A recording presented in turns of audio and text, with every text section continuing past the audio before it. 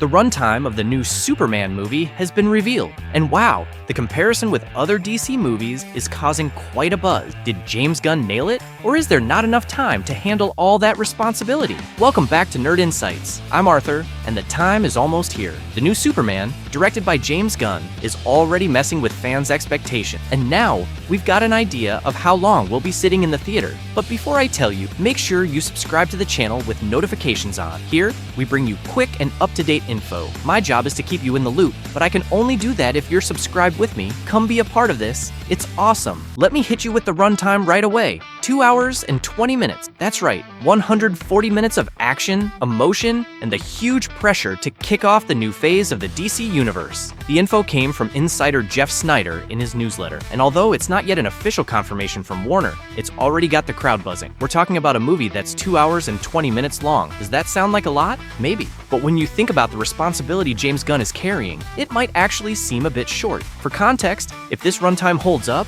it'll pretty much be neck and neck with Man of Steel, which had 143 minutes. It's also a little shorter than Batman vs. Superman, which had 152 minutes, and Superman Return, which ran for 154 minutes. And, of course, it's way longer than the theatrical version of Justice League, which only had 120 minutes, and we all know how rushed and problematic that one was. But the context here is different. This isn't just another Superman movie, it's the starting point for the new DC universe. And here's the challenge, there won't be an origin story for Superman. That means no rehashing how the baby came from Krypton, was raised by the Kents, and became a hero. The story kicks off with him already established, and still, the movie will need to introduce a ton of new characters that'll be key players in the DCU. Supergirl, played by Millie Alcock, is already one of the big highlights. Guy Gardner, played by Nathan Fillion, will also show up. And if you know the character, you know he's a Green Lantern with tons of personality, the kind of guy who can steal the spotlight if written right. On top of that, we've got Mr. Incredible, the classic character still without a confirmed actor,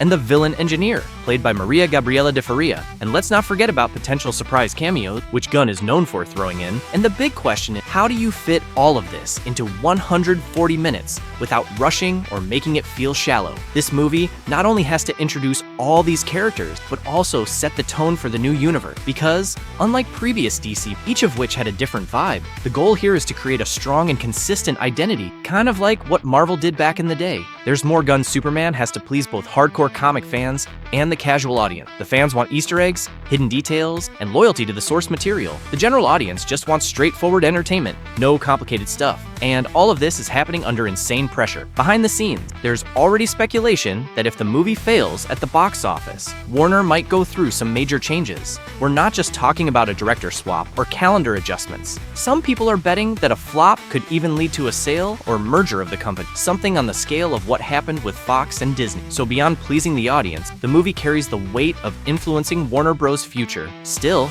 Gunn is showing confidence. He's been posting photos, giving us a look at the characters, talking about the vibe of them, and making it clear that even though it won't have the comedy tone he used in Guardians of the Galaxy: The Suicide Squad, the pacing will be fast, with lots of action, emotion, and impactful scenes. The challenge is huge, creating a movie that works on its own, but also lays the foundation for something much bigger. The audience is watching, the industry is watching, and Warner itself is betting it all. Now the question is, will 140 minutes be enough for all of this? So do you think Gunn's Superman will pull it off, or will DC stumble right out of the gate? Drop your thoughts in the comments. If you liked the video, leave a like, subscribe to the channel with notifications on, because when hot news about the DCU comes out, I'll bring it all here for you. This is a news channel, and I can only keep you in the loop and well informed if you're subscribed. See you later, alligator.